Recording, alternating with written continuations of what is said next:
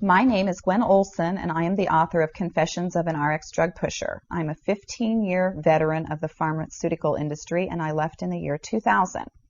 And what I would like to do today is I would like to dispel the myth that the pharmaceutical industry is in the business of health and healing.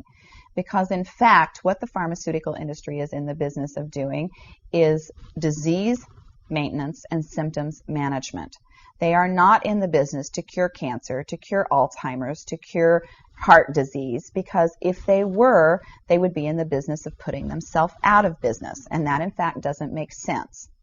I don't want people thinking that I am a conspiracy theorist, because in fact there is no theory behind what I'm telling you. It's all provable. And what I'm saying is provable is that the pharmaceutical industry doesn't want to cure people. You need to understand, specifically when we're talking about psychiatric drugs in particular, that these are drugs that encourage people to remain customers of the pharmaceutical industry. In fact, you will be told if you're given a drug such as an anxiolytic or an antidepressant or an antipsychotic drug that you may be on the drug for the rest of your life. And very frequently people find that they are on the drugs for a very long period of time, if not permanently, because they're almost impossible to get off of. Some of them can have very serious withdrawal symptoms, and most of them can have extremely serious withdrawal symptoms if they're stopped cold turkey, but some people even experience withdrawal symptoms when they try to titrate or they try to eliminate the drug little by little, day after day.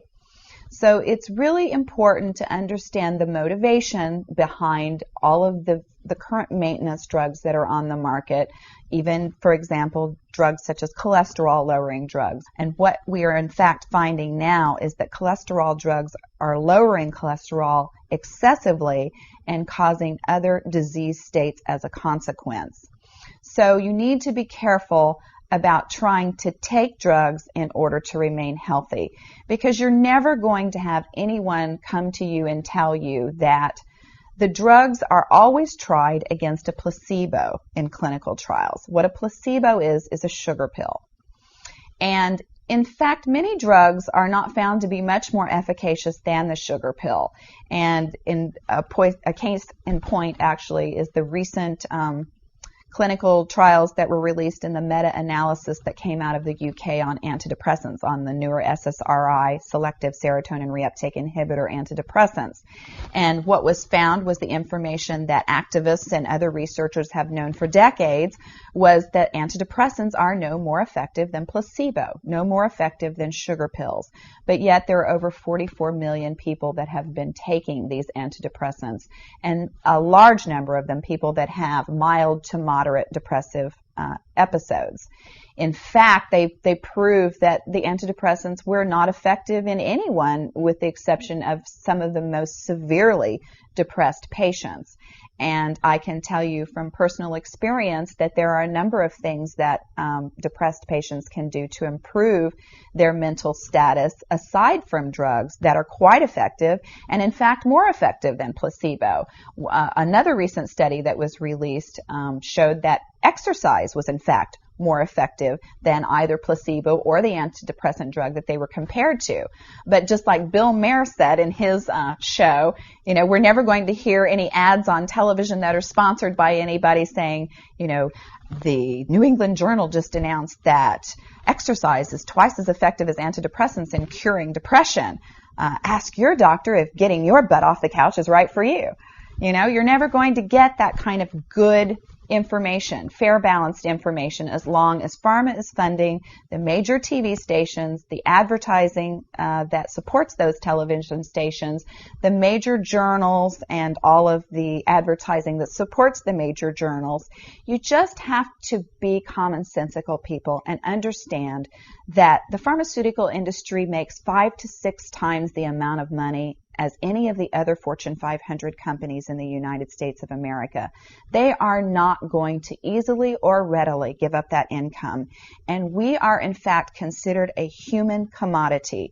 Our loved ones, our children, our elderly are considered cash cows that are preyed upon by pharmaceutical reps such as myself, who are encouraged to go in and build market shares without thinking about the consequences to patients, without knowing the misinformation that they are distributing, without being aware that the clinical data has been contrived, or that the patient populations have been cherry-picked, or that the side effects have been minimized and reported in such a manner that it doesn't present the information correctly.